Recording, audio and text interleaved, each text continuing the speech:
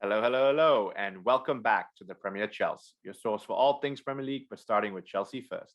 Coming to you on your speakers and headsets. Good morning, good afternoon, good evening. I'm one of your hosts, Jackie, and I'm here with my two good friends, Rahul and Alex. Guys, I don't really know how to introduce this episode today. It's episode 100, and so we should be celebrating, but I don't know if this is the end of an era, maybe a thank you speech. I don't know where to go, but Alex, maybe you can shed some light on what's going on because I'm a little bit puzzled. Yeah, it is quite the day for Chelsea fans. We had an eventful last 24 hours, I guess you could say, coming off this Carabao Cup narrow defeat, which I think had a lot of mixed emotions surrounding it. We then awoke to the news today that Roman Abramovich had decided to sell Chelsea and had officially requested bids from potential suitors all over the world, anyone interested in buying Chelsea from him, and that he's no longer seeming to want to be the owner. Now, obviously, as I'm sure we'll get into, that move has sort of been forced upon him to some degree. There's definitely a lot of external pressure that led to it. But then in the midst of this crazy day, we then also had an FA Cup tie that almost got overshadowed by all this crazy news. And we did emerge victorious there, though it wasn't necessarily a convincing performance. So just what a day it's been for Chelsea fans everywhere. This is something else. Rahul, what can you add to this? Because, like I said, I'm puzzled. I'll save my opinions for the last, but please go ahead. There's not much more to add. I think Alex has covered the shock, the surprise. I mean, it was a surprise and more in the sense that he came out and said that it's for sale, and we had heard the rumors, we had seen reporters, journalists saying it, and we'd heard some billionaires saying that they've reached out to Abramovich about this. Conor McGregor has joined with the Twitter army saying he's interested. So it's something that when I woke up this morning, I didn't think I would be talking about towards the end of the day. But that's the world we live in, and not ignoring what's going on in Ukraine. And we covered it in our last episode, but strictly sticking to Chelsea and our club here. It's definitely some news and breaking news that is going to change the landscape of our club for the foreseeable future. Now, we don't know when it's going to happen. Like he said, it's not going to be rushed. But a change is coming, a change usually that doesn't happen quite often in football, at least at such a grand stage. So everyone's going to be watching, everyone's going to be seeing how this goes. And for us Chelsea fans, it's going to be something that we hope the next owner is passionate and cares about the club as much as Roman has, because we've seen from some of the other owners around the Premier League and the world that they treat it more as a business. And we'll get into the details of it, but those are just my initial thoughts. And I guess you said thank you, Roman. I can't say anything more than that. Yeah, I'd like to share just a quick sentiment because I've been doing a lot of reading, trying to understand, because initial statements that we already covered was transfer, for lack of a better word, ownership or custody to the charity, which in itself was a puzzling statement. We discussed the necessity behind it, protecting Chelsea and things like that. And before I even get to my opinions on this, I think just the fact that he came out and made this statement, I think it's nice to have an owner, which we're going to get into his legacy here at Chelsea, but it's nice to have an owner that operates with transparency, which is an interesting thing to stay in this day and age with the amount of money going around and obviously issues in Ukraine. Transparency is a big thing, especially for the fans who have had him as probably one of the best owners in world football for the last 18, 20 years. And so I think he's trying to keep that relationship, saying, I'm not going on bad terms. I just want to just be out there, be honest, and let everybody know what's going on. But as I've been doing some reading and learning about this situation, and obviously take a lot of this with a grain of salt, because there's a lot of news out there. There's a lot of things that are true. There are a lot of things that are made up. There are a lot of things that we just will never know what's going to come out of this. But there's a lot of information about potentially there's some deals going on where he will be allowed to sell his assets in the UK so he can break off peacefully. And given what we know, of course, we never really know a human being inside and out, but given what we know over the last decade or so, guys, he seems to be a pretty amicable fellow. In fact, some of his political history as well, he's invested heavily in areas that he was governor as well. So Maybe there's something to that. I don't know. But like I said, we're going to break down and talk about some of his legacies here. Rahul, I'll come back to you first. What can you share with us? What would you like to talk about? Yeah, so I think we have to start off with the statement that broke around 1 p.m. This afternoon Eastern time. And it starts off, and I'm not going to read the whole thing. I'll read chunks of it, similar to the last statement. And it goes, I'd like to address the speculation in the media over the past few days in relation to my ownership of Chelsea FC. As I've stated before, and you'll notice this is a theme that he brings up a few times, I've always taken decisions with the club's best interest at heart. And in the current situation, with the current situation, I would therefore taking the decision to sell the club, as I believe this is in the best interest of the club, the fans, the employees, as well as the club sponsors and partners. So that's kind of the opening of the statement. There's more that follows into it, but I think let's analyze it in parts and talk about what some of these things mean. So I'll start with you, Alex. When you hear club's best interest at heart, I think that's been his motto and his goal from the beginning. So what do you have to say about that? I certainly think that's true to his word and really how he's managed this entire club from the moment he stepped in. And that's no more evident than in the fact that he's actually, I believe, not trying to collect all the debts that Chelsea technically owe him for the loans that he gave to the club, that theoretically the club would have to pay him back. He has basically said the club isn't going to be expected to shoulder that financial burden, which was in the billions of pounds. So no small thing there. And now, I mean, it really does seem like this just made sense.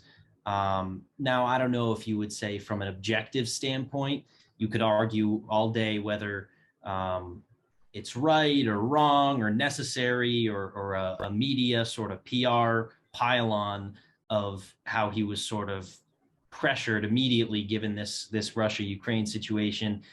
Instantly, people sort of, I think, looked around for the closest proxy to Russia in the UK, and obviously having one of the most famous and successful football clubs in the world owned by a Russian man, I think that made Chelsea a quick target. And Roman knew that. He's a smart guy. He was well aware of the backlash and the negative press that was going to be heaped on Chelsea. I know as Chelsea fans, we are plenty used to having the media pile on and try to dig up stories and create controversy using Chelsea's name for clicks. So I think it is sad. It's 100% sad. But when he says the best interests of the club are at heart, I fully believe him there. And I truly think that, especially because it's clear how much the club means to him and how much he's invested, not just in his money, but in his time and in his efforts, really building this foundation of fantastic world-class players that we've seen for decades now.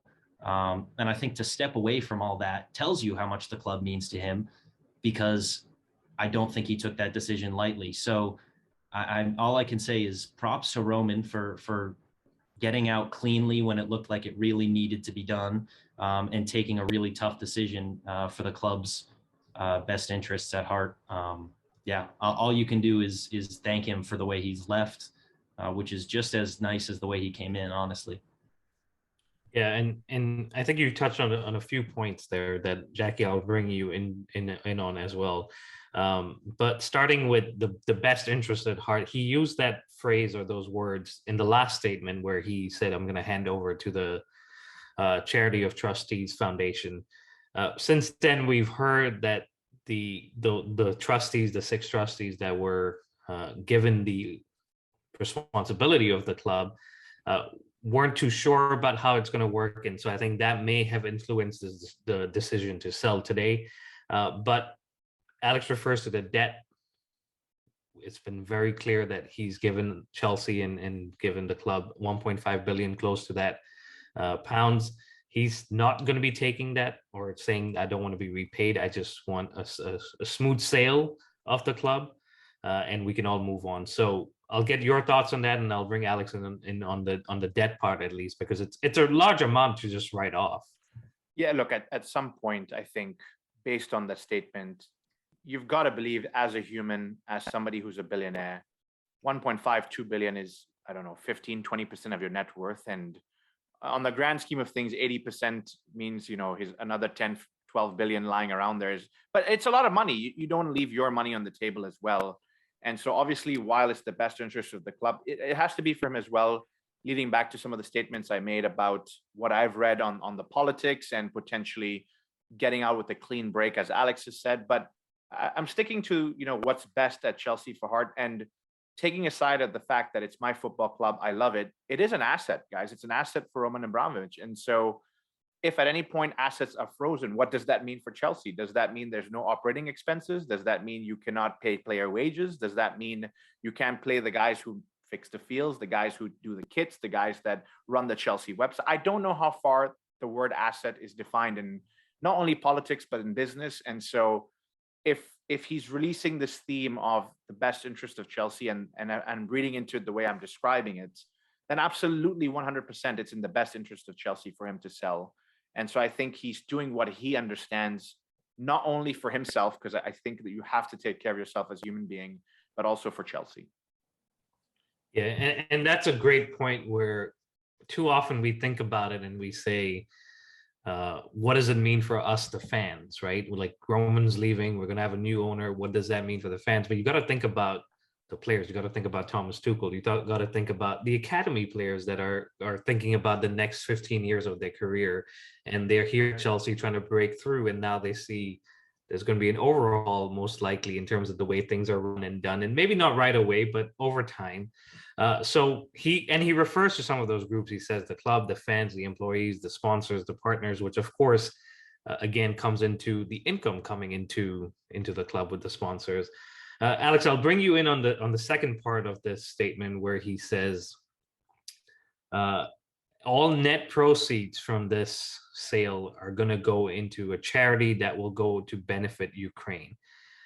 To me, that is the biggest statement of him saying, I am against this war, I'm against the situation that's going on, without obviously saying it, because he is Russian at the end of the day, and he does have ties, like Jackie mentioned, to the government back there. What were your thoughts on that? Did you see it the way I saw it? Did you see it a different way? Yeah, I 100% think that's a powerful statement. And honestly, there's nothing really more, in my opinion, he can do or should be doing to make it clear where his stance lies and where his heart lies on that issue. Because you have people in the English media. I've seen some ridiculous quotes that came out today of people saying, this is absurd. Yeah, he's selling the club, but he didn't come right out and criticize Putin. I mean, you have to realize that at a certain point that he's going against in this charitable act. He's directly funding the currently direct enemies to his home nation. He's directly providing aid and assistance, probably in the multi-millions of dollars, to a direct enemy, self-declared enemy of the Russian president, who he has known to have had a relationship with in the past. I mean, what more do you want from him? I think it's that simple. And it's yet another nice charitable gesture that we've seen, because if you recall back during when COVID was really ravaging all of Europe, all of the world, including the UK, he opened up the Chelsea Hotel to house health workers. He was providing care and relief packages to citizens. He was contributing a lot more than a lot of clubs, a lot of billionaires, a lot of rich people, and a lot of, dare I say, the politicians who are now shaming him and trying to sort of turn this into a political issue, his ownership of Chelsea. I think it's absolutely admirable what he's doing there, saying the net proceeds are going to support Ukraine. And that's all you can ask of him, because that's really a big statement of defiance. And lest we forget, those who defy Vladimir Putin do not always end up in a good way. So I'm absolutely not surprised that he hasn't come right out and said, oh yeah, the leader of my home government is a horrible person and I'm completely against this. But he's frankly put his money there instead of his mouth, and I think that speaks volumes just as well. Yeah, and I agree with you. And Jackie, when Alex mentioned some of the community work that he's done, at that point there was no Roman Abramovich is doing this, it was kind of brushed aside. So it's an interesting, obviously, the media and ex pundits and players and whatever you want to call them will cover it however way they get more attention out of this. Clearly, we've seen on Twitter today, Shearer and Micah Richards' name is all over the place, which is kind of what they would have wanted. But coming back to the net proceeds, and earlier this week we heard about talks going on, negotiations between the two sides. I don't want to get heavily involved in the political side of it, but Roman's name came up as someone that was trying to broker peace and bring an end to this. And then you see a second part of it where he said, all my money is going to go into all the proceeds, I beg your pardon, is going to go into benefiting the victims of the war in Ukraine, critical funds towards urgent and immediate needs of victims, as well as supporting the long-term recovery, because there is going to be a lot of recovery here. So did you see it that way too? Kind of like the way Alex and I have been seeing it in terms of his support for no war? Absolutely. And one thing I'll add at stirring this conversation a little bit away from the war piece and the political piece of it is, it's not something, in my opinion, that came out of left field. It is a surprising thing that he said, but many people don't know, and I did not know this till this happened, was he is actually a longtime friend of a striker we purchased many years ago, which is Andrei Shevchenko. And where's he from? He's from the Ukraine. So there is a relationship with that side of the world. You can tell that they are different nationalities, but that friendship existed before he came to Chelsea. There were pictures of Abramovich attending AC Milan games with Shevchenko sitting by his side. He was one of his admirers. He brought him over. And you don't forget your friends, is something I would say. You don't say, yep, he was my player and I spent money and whatnot. There is a relationship with Ukraine. I'm sure, being a neighboring country to Russia, he must have visited. It's not the first time somebody would have done this, but I think it tugs at your heartstrings, right? Your friend has made an appeal, which we saw today with Andrei Shevchenko at Sky Sports, and saying things about how to support. And I have to believe all of these things add in. And so I 100% hope and believe that this is a true story. And I believe that he's going to use selling what I truly believe is one of his biggest loves, because you don't invest 1.5, 1.2 billion as a loan to a football club and expecting nothing back. But what he's going to get back, he's putting into the people of Ukraine. And I think that's extremely admirable. And you're right. He even said in his statement, he said, it's always been about the passion and love of the game and Chelsea ultimately. And so the debt, the loans and everything that we've been talking about aren't important to me, because I want to leave Chelsea in a position where they can continue to build off of winning everything that they've won under me. So that's kind of in a nutshell the statement. I wanted to get your reactions and break it down a little bit so that our listeners and people that tune in can understand each aspect of it, and not just what the media reports. Let's talk about his time at Chelsea. So 2003, we've seen the videos. He walks in, he comes in and basically says, this is my club now, and I'm gonna take it to the heights that it has always wanted to be, and hasn't made it so far. And that's a key point to bring up, is that Chelsea have existed for a long, long time before Roman came in. Of course, Chelsea elevated to heights that we couldn't have imagined as fans back then. But for rival fans, it's key to know that Chelsea have always been around. They've been a household name in English football, and we weren't born in 2003 when Roman came in. But let's talk about Roman here. He comes in, buys a club from Ken Bates in 2003.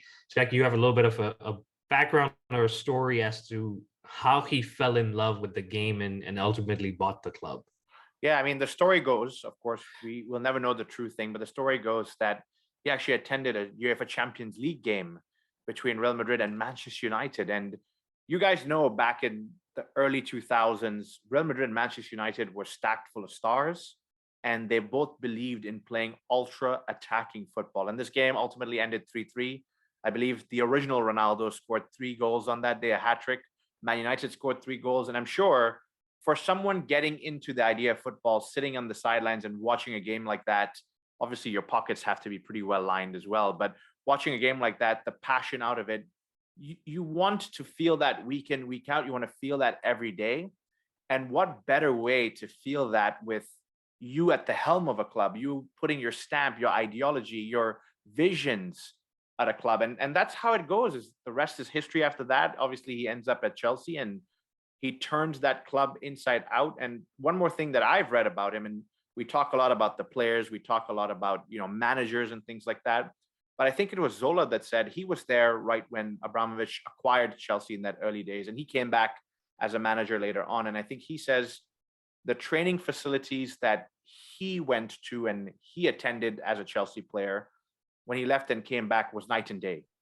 And so it's very easy, guys, to spend $1 billion and buy all the best players in the world, but to then invest in the training ground and the Stamford Bridge itself and the hotels and everything around it, it's something that really goes to show his story and his time with Chelsea. Yeah, and you bring up key things that sometimes get overshadowed. So let's talk about Cobham for a second.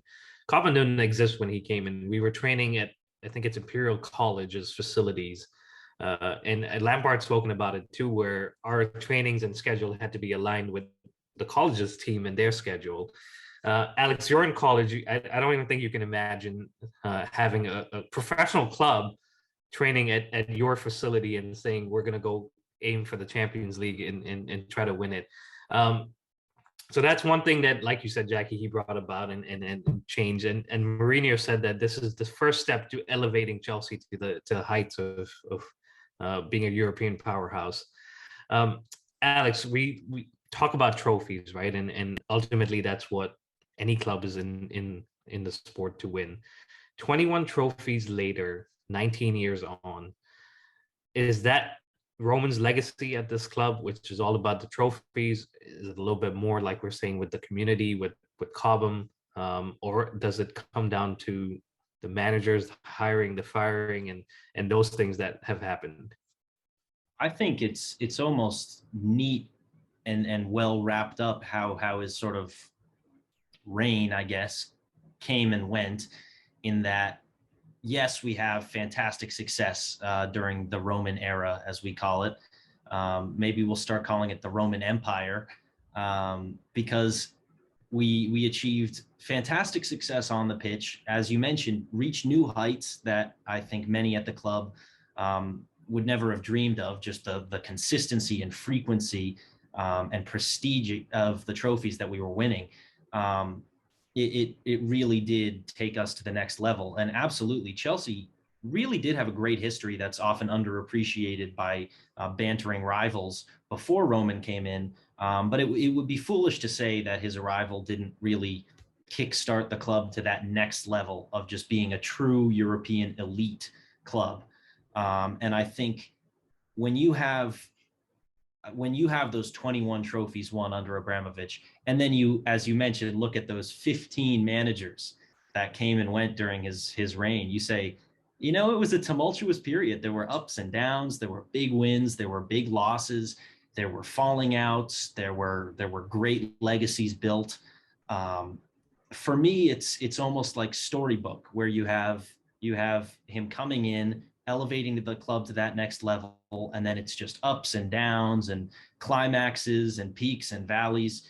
But it's all just a lot of fun on the whole, broadly speaking, for the Chelsea fans who go through this and are emotionally invested. And then what better way to cap it off than by winning the Club World Cup and completing Chelsea's trophy collection in its entirety just before he departs. I mean, it's pretty poetic there. So in my opinion, it really does read like a good, well-written chapter in a long history book of fantastic times.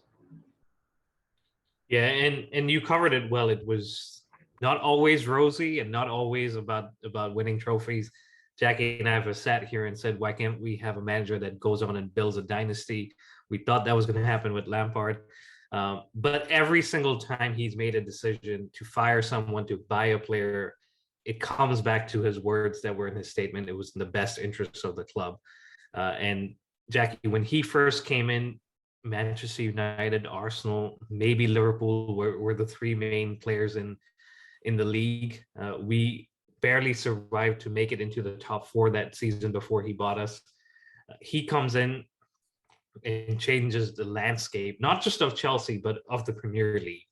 And you and I started watching kind of in and around that time, maybe a little bit before. So for you, what is the legacy that he leaves behind? Apart from trophies and everything, is there anything more that you're going to say Roman did this? Yeah, absolutely. Look, trophies are the obvious, right? Because as a fan, you want the highs, like Alex has said. I want to see that passion. You want to see me yelling at the theater screen when we're playing Manchester City in the final and lose my mind. Look, I want to do that. But I think ultimately that comes from the ground up investment. And those are things we don't see every day. But as I understand football more, as I do this podcast with you guys, things start to click. Rahul, you said we were training at a university ground.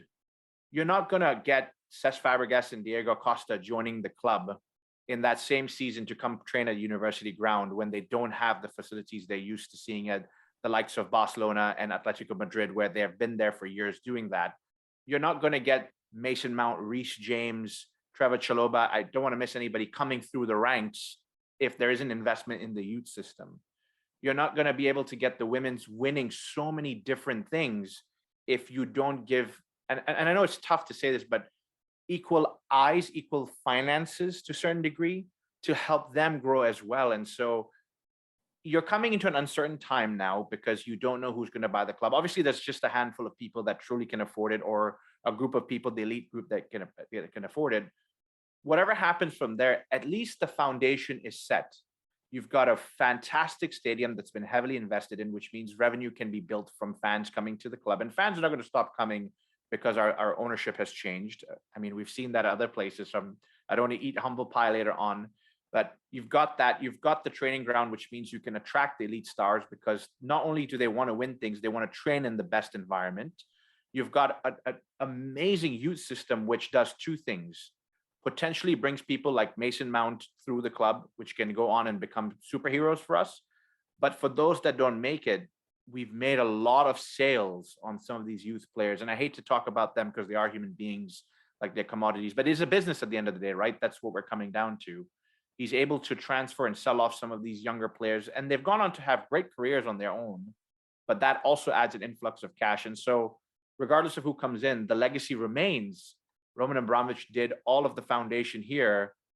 I, as a businessman coming in, if I'm not going to be heavily invested in Chelsea to the point that Abramovich is, the club could potentially run itself. Maybe not have that influx of cash, but could run itself. Yeah, and from what you both are saying, it comes down to he's built a community, which is just not about the men's team. It's about the women's team. It's about the academy. And he's turned it into a machine that has to win something at the end of the season.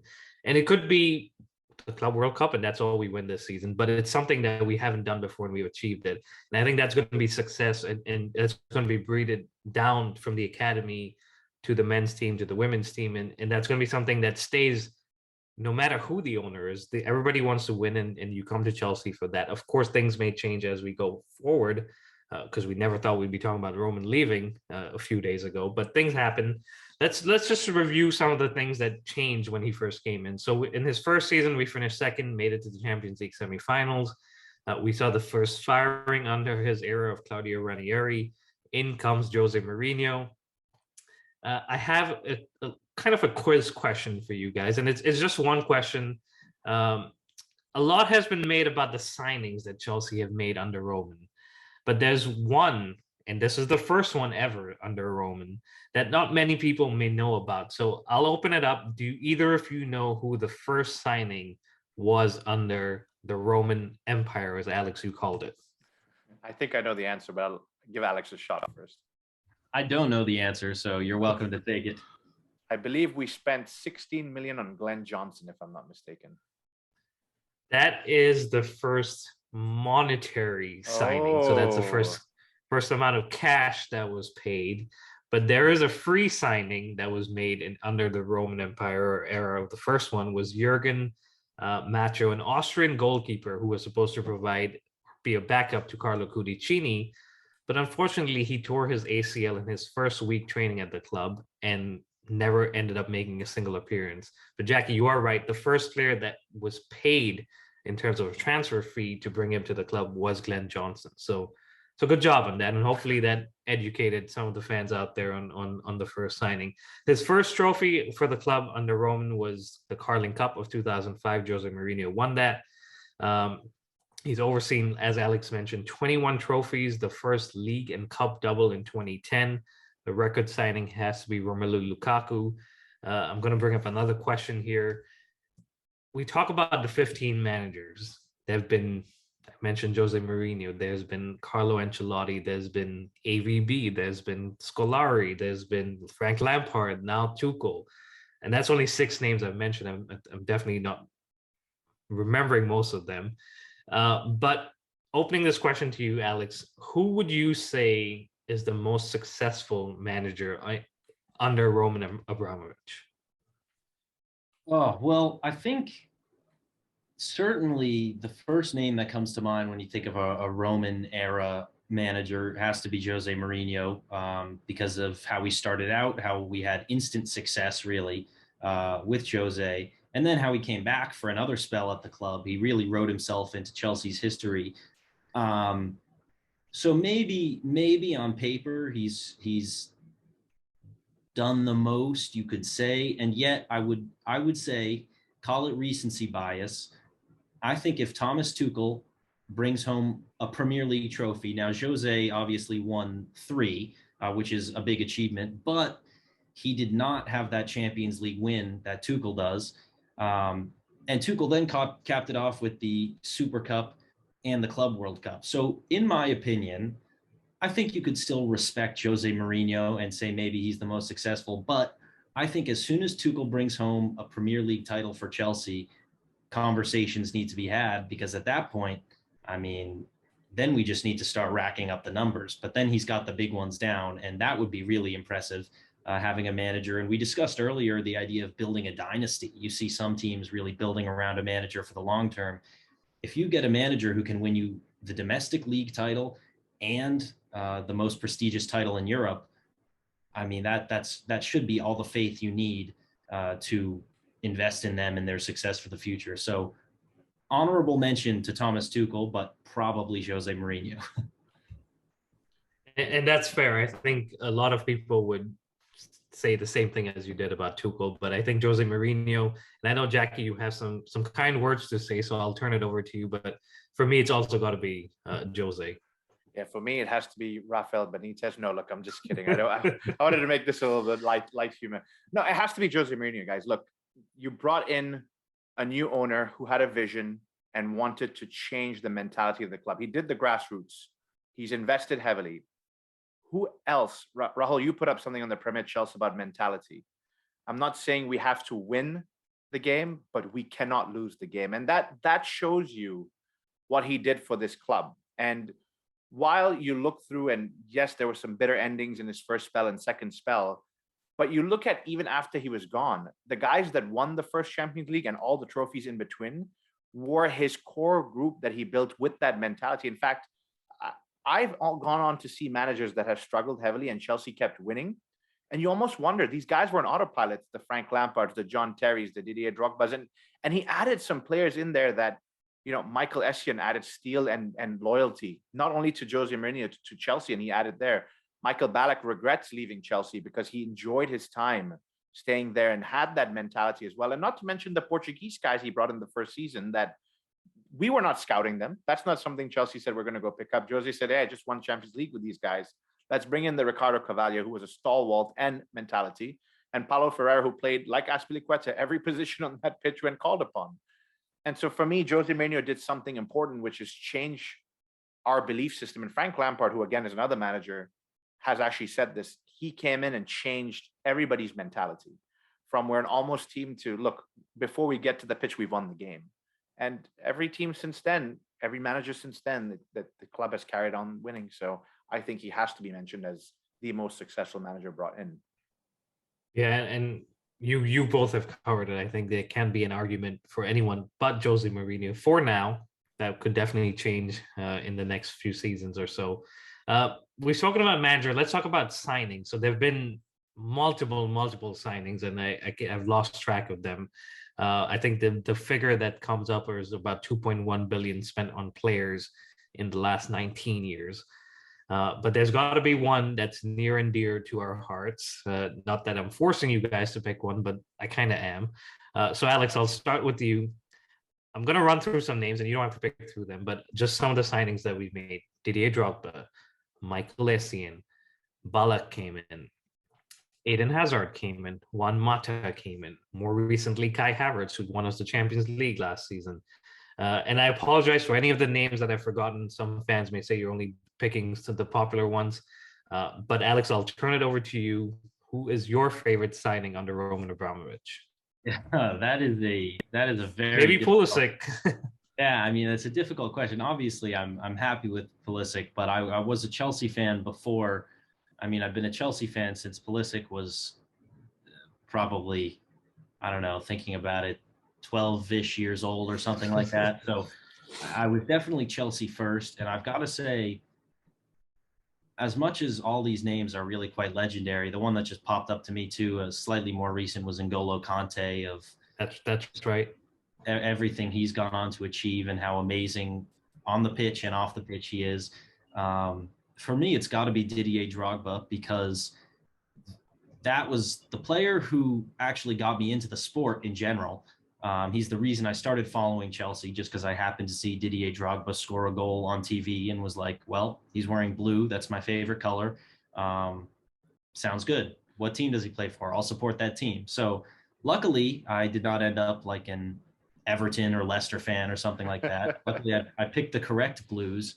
But I think Drogba, there's something special about that. And it brings in that Mourinho link we were mentioning, where I'd seen a story. I don't know about the truth of it, but I'd seen a story that Abramovich went to Mourinho and said, I could buy you Ronaldinho right now if you want, when he was right at his peak. And he said, I'll buy you Ronaldinho. I'll buy you whatever player you want. And Mourinho just said, I don't care. Buy me Didier Drogba.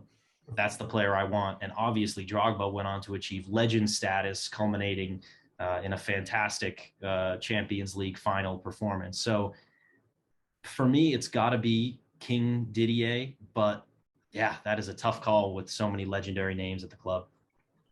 It most definitely is. And I think Didier Drogba is got to be one of the top two, if not the best one. Jackie, is it Marcus Alonso for you, who seems to be now not only surviving a multiple number of managers, but the owner himself? Look, it's an interesting one, right? And I think I'll be very honest. Unlike Alex, when Drogba came in, it took a while for me to fall in love with Drogba. Don't get me wrong. As of today, he's solidified himself as one of my favorite ever footballers ever to touch the pitch. But in that first couple of seasons, there were a little bit of moaning, a little bit of issues, and so he didn't always stand out to me as that key signing. Although we know what he went on to become, one that sticks out to me that we signed, and I just always look at it and wonder how did we pull this off, was Ashley Cole. I thought getting Ashley Cole for I think $5 million at that time, and getting rid of another moaner at that time, William Gallas, going back to Arsenal, was something of a coup. And I know we're trying to relate this back to Abramovich, but ultimately he sanctions these deals because there is some money flowing back and forth. And Ashley Cole went on to be, and mind you guys, we played, I think, Ezra Del Horno there. We signed him for her one season. We played Paulo Ferreira at left back. I think we had like Essien playing left back at some point. Gallas himself played. William Gallas was playing left back. So when he came in, and I think for a decade, nobody could get into the left back position. And mind you, we tried to buy players. They just could not get in. I think he stands out. And honestly, I have to say this guy's name because I'll shoot myself in the foot if I don't. When we were wrapping up that 2012 Champions League, most of these guys were coming to the end of the career. How we got Eden Hazard to come and give us 8 wonderful years of football, it's a story on its own. And at a time where, yes, we got a lot of money for the Champions League, but we finished 10th that season in the Premier League, if I'm not mistaken, or something like that. And Abramovich said, I'm going to, spend money on this 21-year-old boy from France. I trust you guys that you've scouted him, and look what happened with that. Yeah, those are some great names and bring up some great memories. So that's kind of where my questions end for now. I may come back with some more. But let's just touch on the women's team, because that has been a fixture since the time Abramovich has been at the club, and he's been a big advocate of women's football. He has said we've got to invest in them, we've got to support them, because if we do that now, in a few years' time, they will be where we want them to be in terms of equality with the men and stuff. So just looking at what the women have achieved under Roman's ownership: 4 league titles, 3 FA Cups, 2 League Cups or Conti Cups, and most likely a third one this weekend when they face off with Man City in the finals. So it's been success on both sides, and we've touched on the academy. The academy has won multiple trophies. They've had players come through. Mason Mount, we've spoken about, Reece James and Trevor Chalobah. So, guys, there's been a lot of good memories and good things that have happened, but we do have to now talk about the future, because that is where we're headed. So I'll run through some names. We obviously don't know the details. We don't know the discussions going on in the background, but I'll run through some names and get your thoughts on who you may think may be the next owner. So there's an interested party from LA Dodgers. He's the owner, Todd Boehly, and I apologize if I'm reading it wrong, who's expressed an interest in buying a Premier League club a few years ago. Now that there is an opportunity, especially for a club like Chelsea in London, he may be interested. There's a Swiss business tycoon, 86-year-old Hans-Jörg Weiss, who actually, before the news broke from Roman, had said that he had received a call, and he's talking to a consortium of investors who may eventually make an offer. There's Sir Jim Ratcliffe, who's Britain's richest man, who's again in the past spoken to Abramovich about buying Chelsea. And most recently, like I mentioned on Twitter, and actually he put out a video too, I don't know if you guys have seen it, of him kind of sitting in the manager's seat and maybe being an owner manager. Conor McGregor, once again, guys, is interested. Don't know if he has the funds, but that would be some time under him as owner.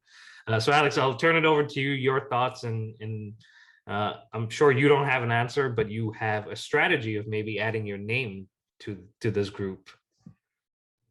Yeah, I have always thought, I've always sort of loved Chelsea and the atmosphere around it in the club, and I thought to myself, okay, well, I'm not talented enough to be a player, so that's a foregone conclusion.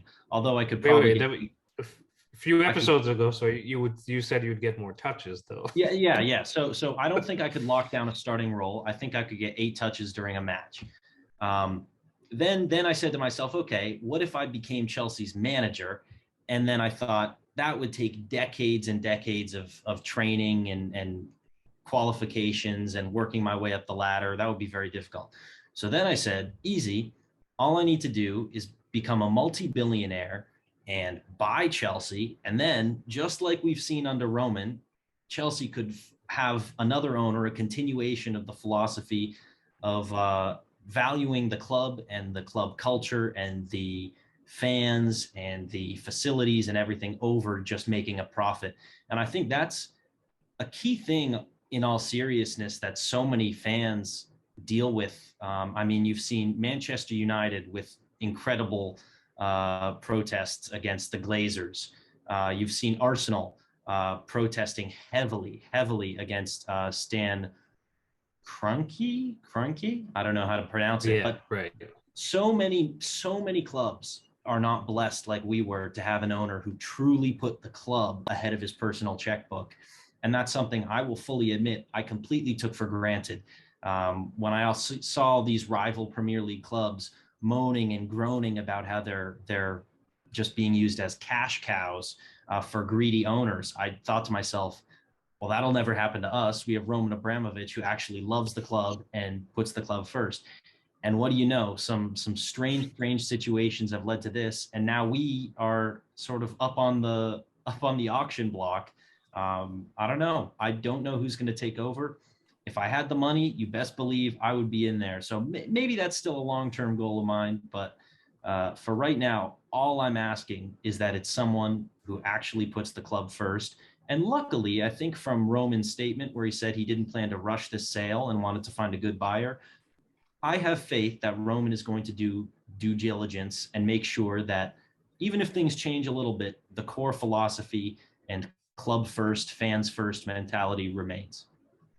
Yeah, and I agree with you. I think that's the only satisfying thing here is Roman's going to pick the next owner, and he knows what he's looking for. So um, hopefully that's something that serves us well going forward.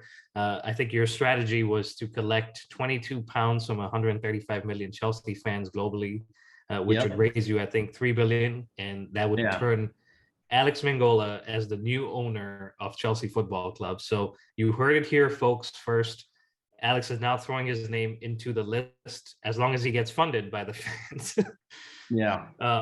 Jackie, coming to you, is that the silver lining here? Is Roman picking the next owner leaves us in good hands for the future? It's concerning, and I'll tell you why, because it comes back to my statements. At the end of the day, it's a business, guys. I know he loves Chelsea, but he has to get some of the debt back. He has to get some money back. And ultimately, some of this money he's getting has to go to Ukraine based on his statements.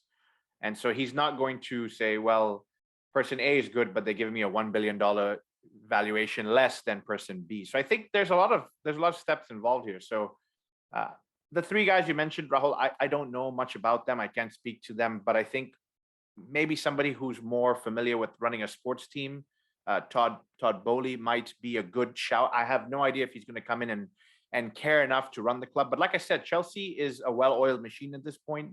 So if it's somebody that's there and just wants to balance the books at the very least and let Chelsea kind of figure itself out by selling players, buying players, selling players, buying players, winning trophies, getting income that way, that might be a good fit. I don't know. My other option is we form the Premier Chelsea Consortium right here, start getting our own investors and get on there and make a formal offer as well.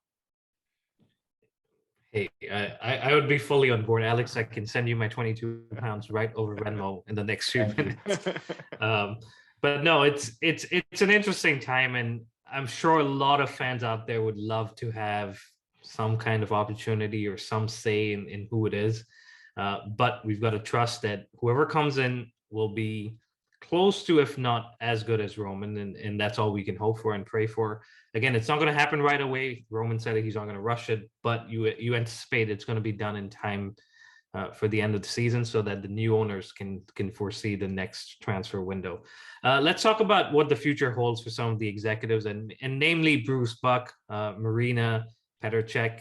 And I also want to touch on Thomas Tuchel and what his future may hold. So I think from what we've seen, Bruce Buck and Marina have not stated or made a statement yet, but from what we're hearing in the media is that they most likely will not be staying under new ownership. So that's interesting because Bruce Buck has been here, I think, throughout the whole time Roman's been here, and Marina has come in more recently and been that transfer and football guru that, for the most part, we've appreciated.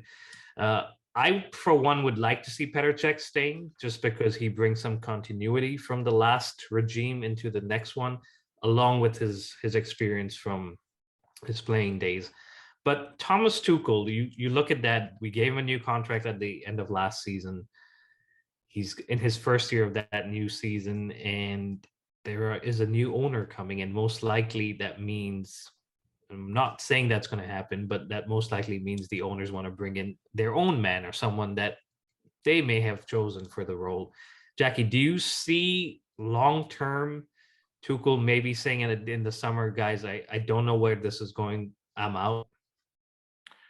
It really depends, guys. It's a very, very tough question to answer. And I think ultimately it'll be answered by what the new owner's vision is. Is the new owner looking for a friend to come in and manage Chelsea? Because then obviously there's nothing you can do at that point. Is the new owner a true businessman that wants to take a step back and allow Chelsea to run as it is? Then Tuchel's going to stay because no changes to him financially. The club keeps running itself.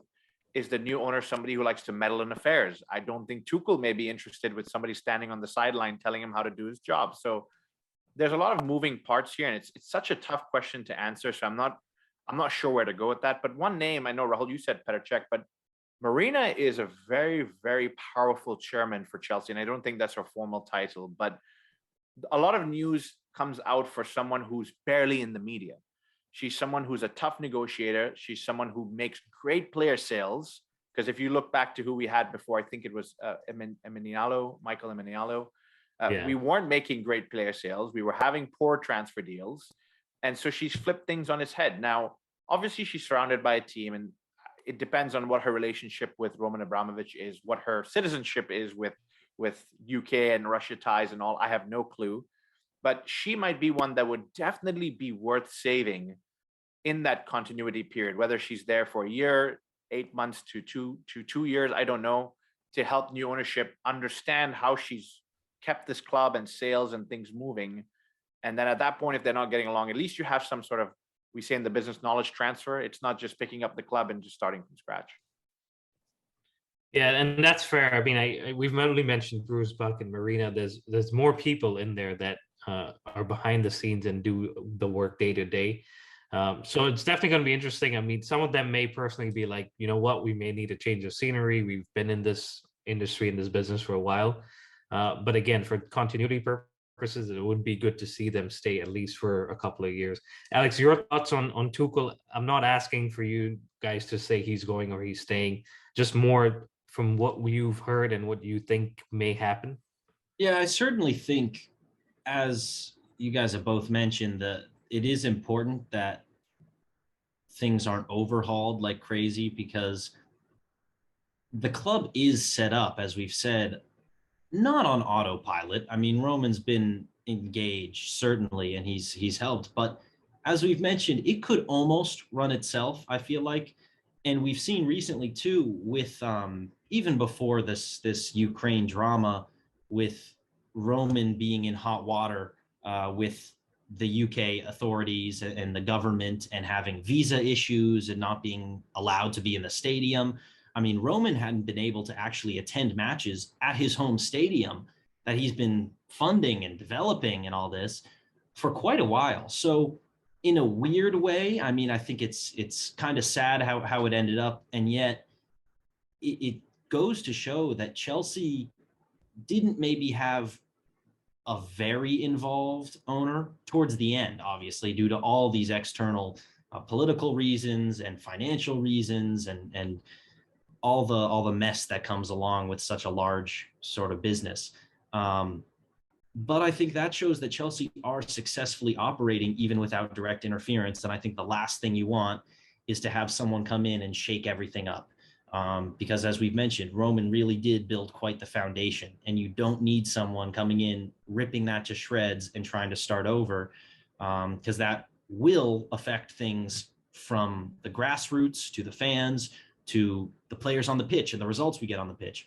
So honestly, for me, the most important thing is just a smooth transition, which, as Jackie mentioned, means maybe keeping Marina around just to do that sort of knowledge transfer. I think we want to keep as many people as want to stay, because it's just not, I mean, unless there's some grand vision that the new owner comes in with, it's just not going to be efficient or helpful or necessary for the club to try to turn over every last position and every last method that we've used that has made us so successful. So honestly, for me, what I just sort of envisioned in my mind, Tuchel certainly, I think, is one that you would be really foolish coming in as an owner to try to mess with anything with the playing squad. I think you want to almost stay as far away from that as you can for a little bit of time and try not to affect the results on the pitch. But what I'm almost envisioning, which I think would be a very fitting end to this sort of Roman era, and obviously now this might be completely complicated due to politics and visa status, which I don't think he's been allowed in the UK for quite a while. But Roman said himself he would love to come back to the bridge one last time and say goodbye to the fans in person.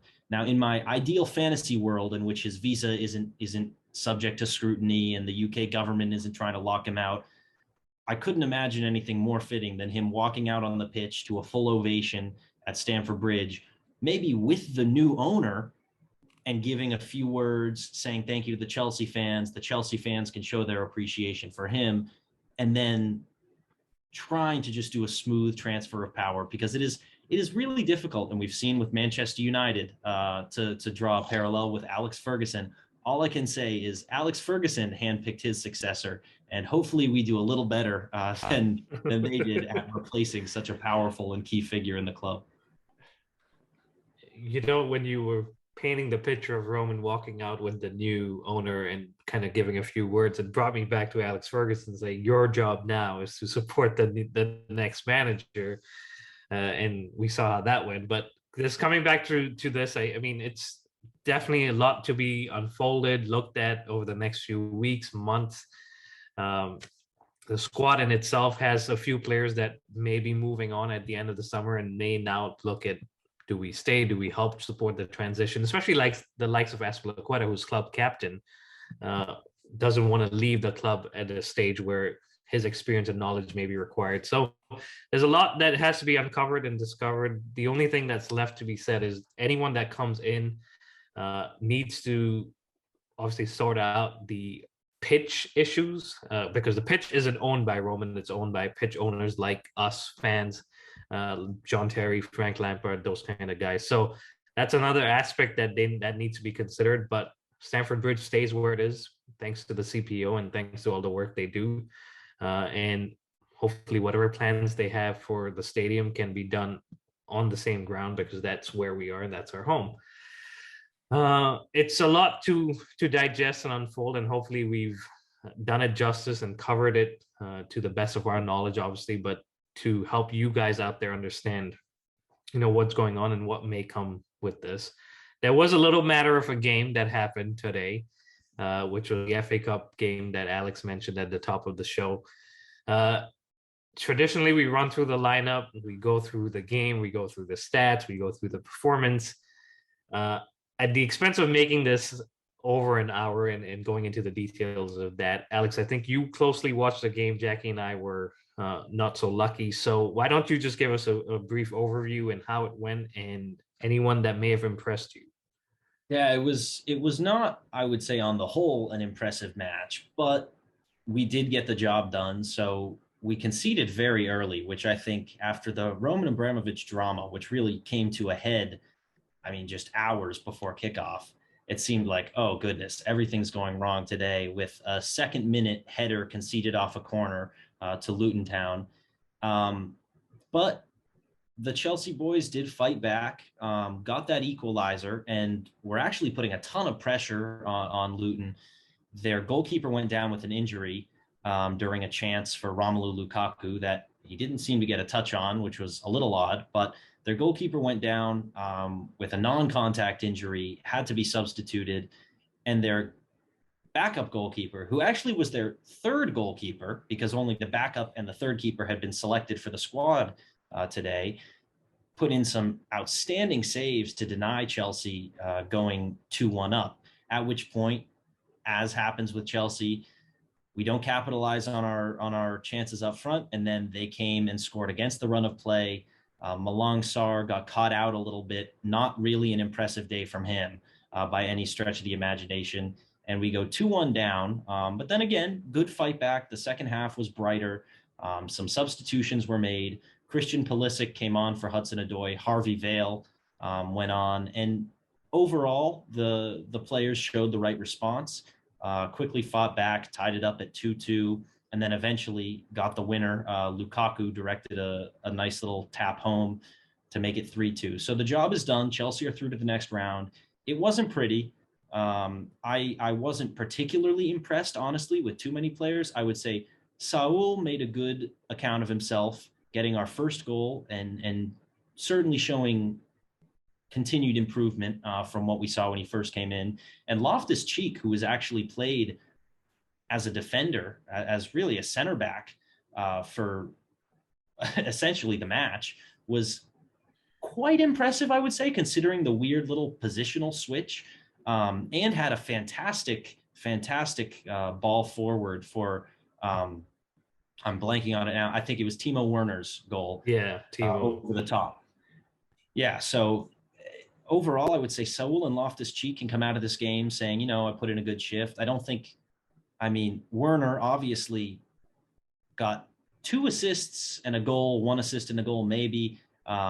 Definitely heavily involved in all 3 goals. I don't know if he had that last touch on the first one, but he honestly didn't appear to be having a brilliant game, and yet he got involved in all 3. So some credit is due there. And that's really all there is to say for me, because it was not a it was not the kind of game that you're going to be looking back on in future years and saying, remember that 3-2 win at Luton Town in the fifth round of the FA Cup or whatever. This was done and dusted.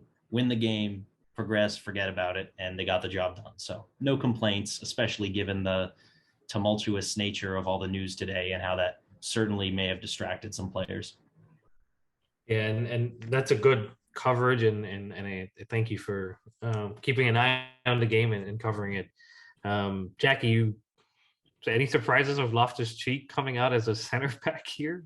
Yeah, look, he's a talented boy, guys. I think he's one of those that has a lot of composure, and I think when everything's against you, he's a solid guy. He's a big guy. I think he could hold his own. He can bully a lot of people. In all respect to Luton, a lot of respect to Luton because they scored a couple of goals, but it's probably a game that we could afford to play him in that position. But it's one of those where I think Alex is right. Probably the attention around the media notice that came out of Abramovich may have caused this.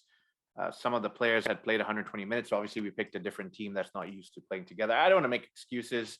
Ultimately, Alex and I picked 3 goals for Chelsea to score. We scored the 3 goals. We conceded the 2 goals, which we did not predict. But all said and done, we're moving forward. It's tough times. But again, coming from what we saw at Liverpool to this, I think that's what's causing a little bit of the shock value.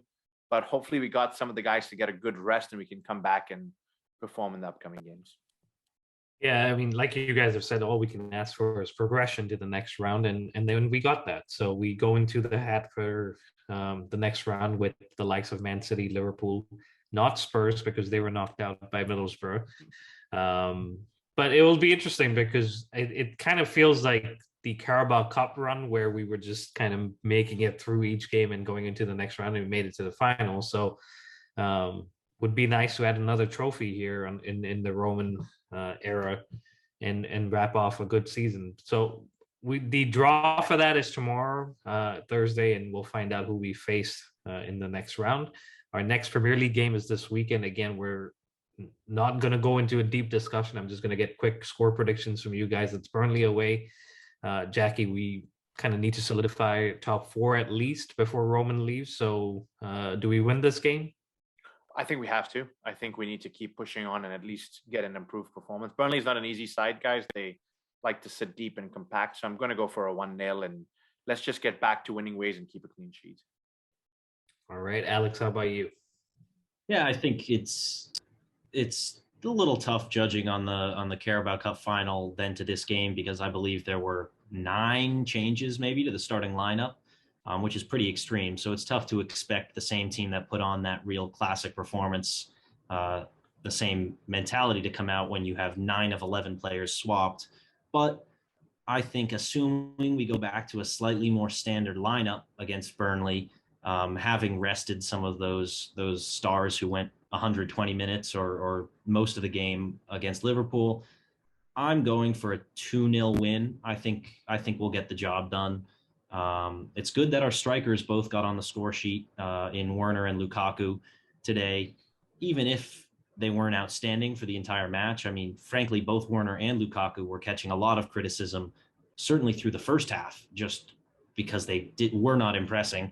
They then found a way to make it count and get their goals when we needed them. So that's good for confidence. And I personally am hoping for another Pulisic left wing start because he was brought on with about 30 minutes to play as really a right wing back today. Obviously not his ideal position, and that's fine. I mean, sometimes you just step into the position on the pitch that sees the game out. And we went from 2-1 down to 3-2 up with him on the pitch. He was certainly helping out the attack a little bit. But I want to see him back at his natural position, starting on the left, because we know what he can do to Burnley. We most definitely do. And I was just looking at Burnley's record here. They've only won 3 games this season. So they're in a relegation fight, and they're going to be tough to beat. But I think we can get it on 2-1. So we'll be watching on Saturday. And I think from every game from now on out will be, is this Roman's last game? Is this Roman's last game? So there's this distraction that kind of wasn't needed, but of course we understand why it's happening. So that wraps it up, guys. There's a Conti Cup final, like I mentioned during the episode. So wishing the Chelsea women all the best. bring it home again, or keep it home in this case, because it's been won by them the last couple of seasons. So wishing them all the best, and the men as well. And that wraps it up, guys. Thank you very much for listening. Please continue to subscribe, like, and follow us at the Premier Chels on Apple, Spotify, Google Podcast, YouTube, and Instagram. And if you're listening, please leave us a review on Spotify and or Apple. It will help us get noticed by other fans, and grow the community, the Premier Chels community. And maybe we can come up with the cash for making a bid. But as always, send us your feedback, and we will be back with a new episode. But until then, stay safe and up the Chels.